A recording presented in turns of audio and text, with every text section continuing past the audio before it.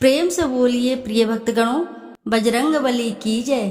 श्रोताओं, आज वैशाख मास का मंगलवार है। मंगलवार के अवसर पर आप रसपान करेंगे भगवान बजरंगबली की पावन एवं पौराणिक व्रत कथा।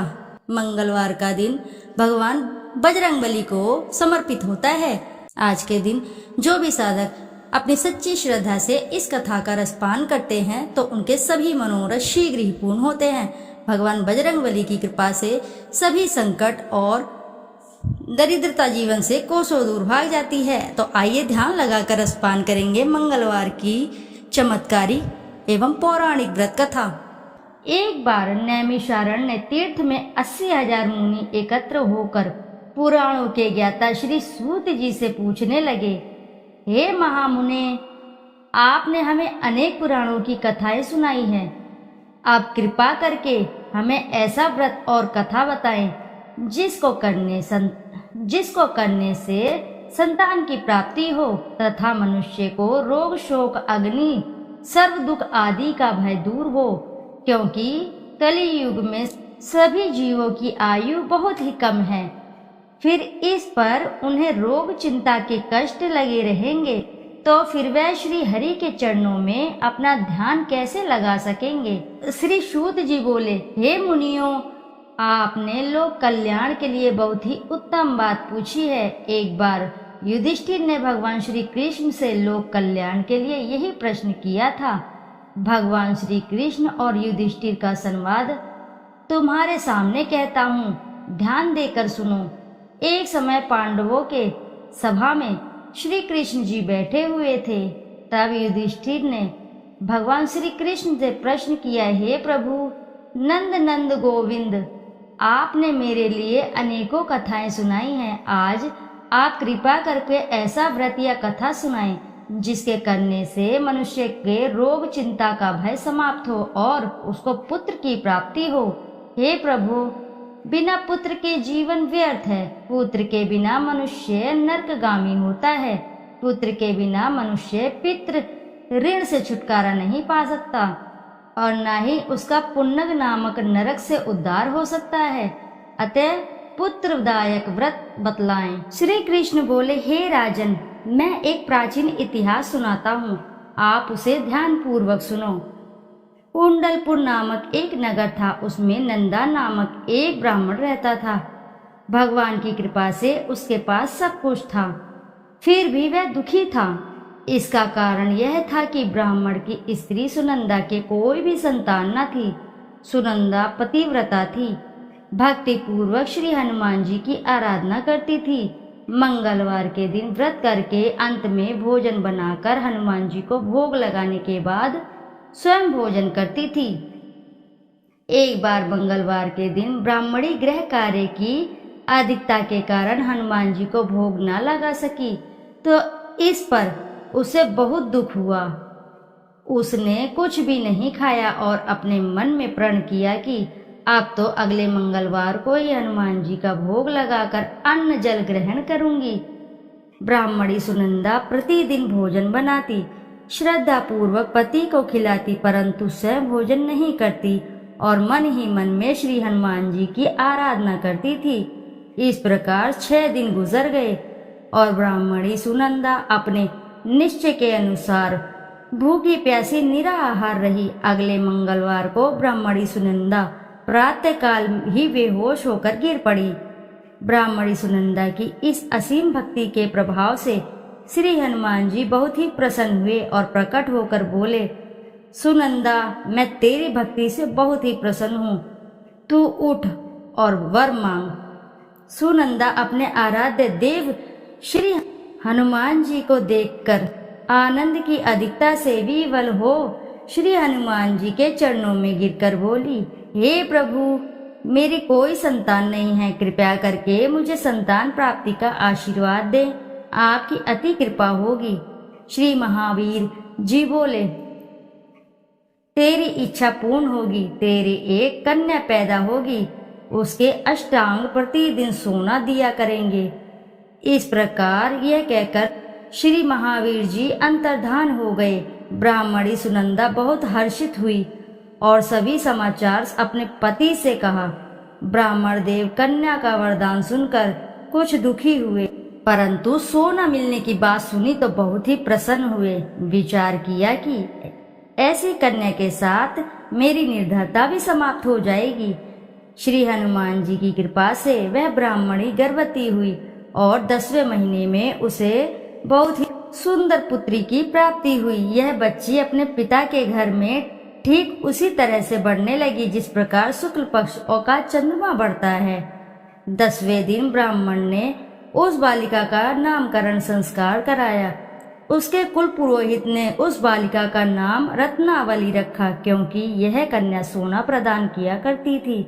इस कन्या ने पूर्व जन्म में बड़े ही विधान से मंगल देव का व्रत किया था। रत्नावली का अष्टांग बहुत सा सोना देता था। उस सोने से नंदा ब्राह्मण बहुत ही धनवान हो गए। अब ब्राह्मणी भी बहुत अभिमान करने लगी थी। समय बीतता रहा। अब रत्नावली 10 वर्ष की हो चुकी थी। एक दिन जब नंदा ब्राह्मण प्रसन्नचित्त था, तब सुनंदा ने अपने पति से कहा, मेरी पुत्री रत्नावली विवाह के योग्य हो गई है, अतः आप सुंदर सा कोई योग्य वर देकर इसका विवाह कर दें। यह सुन ब्राह्मण बोला, अभी तो रत्नावली बहुत छोटी है। तो ब्राह्मणी बोली, शास्त्रों की आज्ञा है कि कन्या 8वें वर्ष में, गौरी 9 वर्ष में और रोहिणी 10वें वर्ष में कन्या के इसके पश्चात रजस्वला हो जाती है। गौरी के दान से पाताल लोक की प्राप्ति होती है, रोहिणी के दान से वैकुंठ लोक की प्राप्ति होती है, कन्या के दान से इंद्र लोक में सुखों की प्राप्ति होती है। अगर हे पतिदेव रजस्वला का दान किया जाता है तो घोर नरक की प्राप्ति होती है। इस पर ब्राह्मण बोला, अभी तो रत्नावली मात्र 10 ही वर्ष की है और मैंने तो 16-16 साल की कन्याओं के विवाह कराए हैं, अभी जल्दी ही क्या है। तब ब्राह्मणी सुनंदा बोली, आपको तो लोभ अधिक हो गया है लगता है। शास्त्रों में कहा गया है कि माता पिता और बड़ा भाई रजस्वला कन्या को देखते हैं तो अवश्य ही नरकगामी होते हैं। तब ब्राह्मण बोला, अच्छी बात है, कल मैं अवश्य ही योग्य वर की तलाश में अपना दूत भेजूंगा। दूसरे दिन ब्राह्मण ने अपने दूत को बुलाया और आज्ञा दी कि जैसी सुंदर मेरी कन्या है वैसा ही सुंदर उसके लिए वर की तलाश करो। दूत अपने स्वामी की आज्ञा पाकर निकल पड़ा। पंपई नगर में उसने एक सुंदर लड़के को देखा। वह बालक एक ब्राह्मण परिवार का बहुत ही गुणवान पुत्र था। इसका नाम सोमेश्वर था। दूत ने इस सुंदर व गुणवान ब्राह्मण पुत्र के बारे में अपने स्वामी को पूर्ण विवरण बता दिया। ब्राह्मण नंदा को भी सोमेश्वर अच्छा लगा और फिर शुभ मुहूर्त में विधि पूर्वक कन्यादान करके ब्राह्मण ब्राह्मणी संतुष्ट हुए। परंतु ब्राह्मण के मन में तो लोभ समाया हुआ था। उसने कन्यादान तो कर दिया था, पर वह बहुत ही खिन्न भी था। उसने विचार किया कि रत्नावली तो अब चली जाएगी और मुझे इससे जो सोना मिलता था वह भी अब नहीं मिलेगा। मेरे पास जो धन था कुछ तो इसके विवाह में खर्च हो गया और कुछ शेष बचा है, वह भी कुछ दिनों के पश्चात समाप्त हो जाएगा। मैंने तो इसका विवाह करके बहुत बड़ी भूल कर दी है। अब कोई ऐसा उपाय है कि रत्नावली मेरे घर में ही बनी रहे, अपने ससुराल बिल्कुल न जाए। लोभ रूपी राक्षस ब्राह्मण के मस्तिष्क पर छाता जा रहा था। रात भर अपनी शैया पर बेचैनी से रुकावटें बदलते बदलते उसने एक बहुत ही क्रूर निर्णय लिया। उसने विचार किया कि जब रत्नावली को लेकर उसका पति सोमेश्वर अपने घर के लिए जाएगा तो वह मार्ग में ही छिपकर सोमेश्वर का वध कर देगा और अपनी लड़की को अपने घर ले आएगा, जिससे नियमित रूप से उसे सोना भी मिलता रहे और समाज का कोई मनुष्य उसे दोष भी नहीं दे सकेगा। प्रातःकाल हुआ। नंदा और सुनंदा ने अपने जमाई तथा लड़की को बहुत सारा धन देकर विदा किया। सोमेश्वर अपनी पत्नी रत्नावली को लेकर ससुराल से अपने घर की ओर चल दिया। ब्राह्मण नंदा महालोभ में वशीभूत हो वह अपनी मति खो चुका था। पाप पुण्य को उसे विचार बिल्कुल भी नहीं आ रहा था। अपने भयानक व क्रूर निर्णय को कार्य रूप देने के लिए उसने अपने दूत को मार्ग में अपने जमाई का वध करने के लिए भेज दिया था, ताकि रत्नावली से प्राप्त होने वाला सोना उसे हमेशा मिलता रहे और वो कभी भी निर्धन ना हो।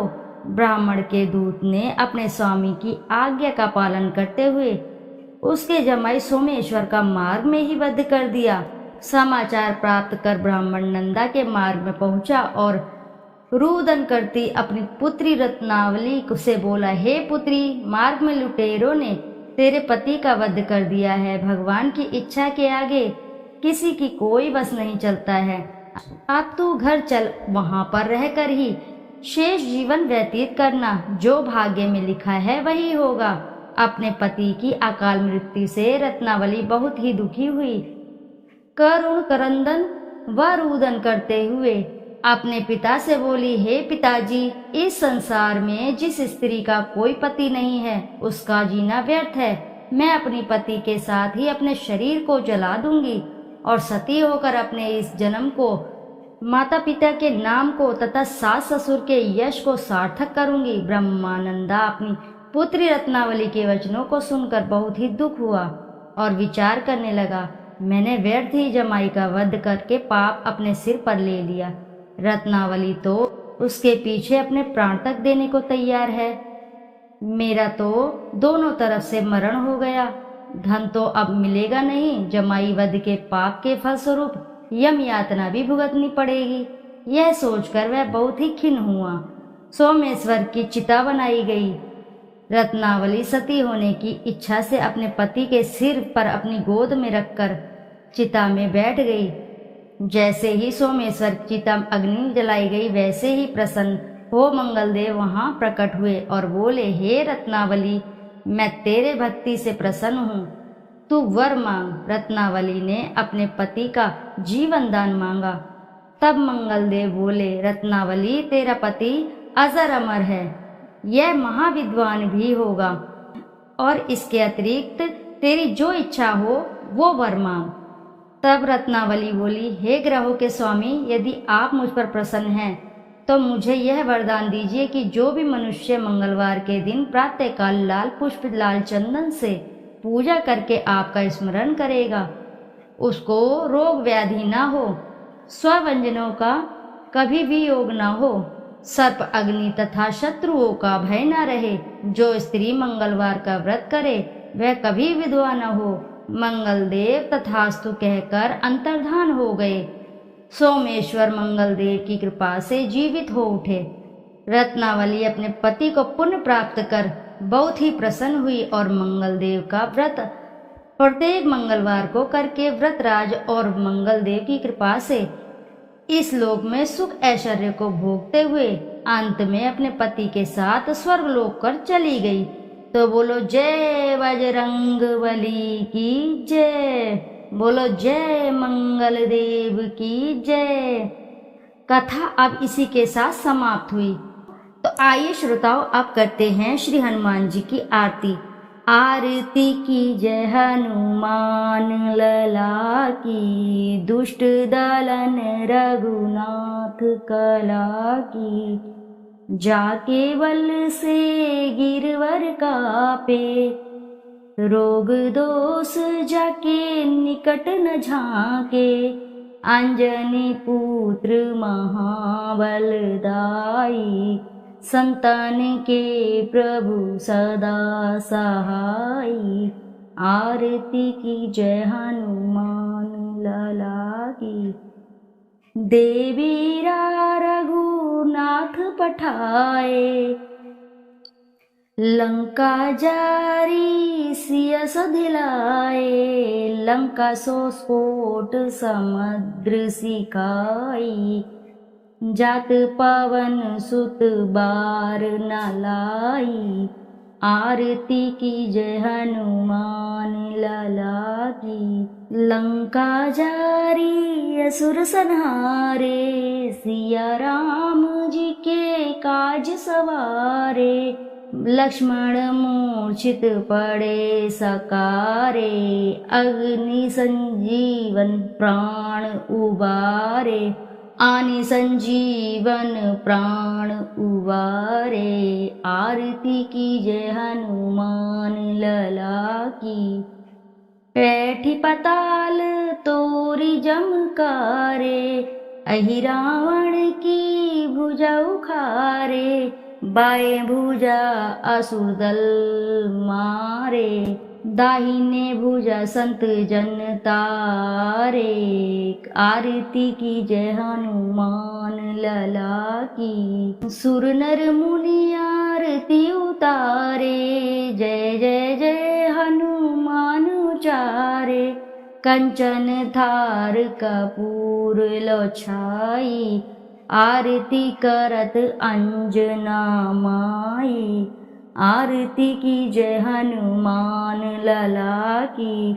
जो हनुमान जी की आरती गावे, वसी बैकुंठ परम पद पावे, आरती कीजय हनुमान लला की। दुष्ट दलन रघुनाथ कला की, बोलो जय बजरंगबली की जय। पावन पुत्र हनुमान जी की जय। श्रोताओं, यदि आपको कथा अगर अच्छी लगी है तो वीडियो जरूर लाइक करें और साथ ही चैनल को सब्सक्राइब करें और एक बार अपनी सच्ची श्रद्धा से कमेंट बॉक्स में जरूर लिख दें जय बजरंगबली की जय। फिर मिलते हैं आपसे ऐसे ही किसी नई कथा कहानी में, जब तक के लिए नमस्कार।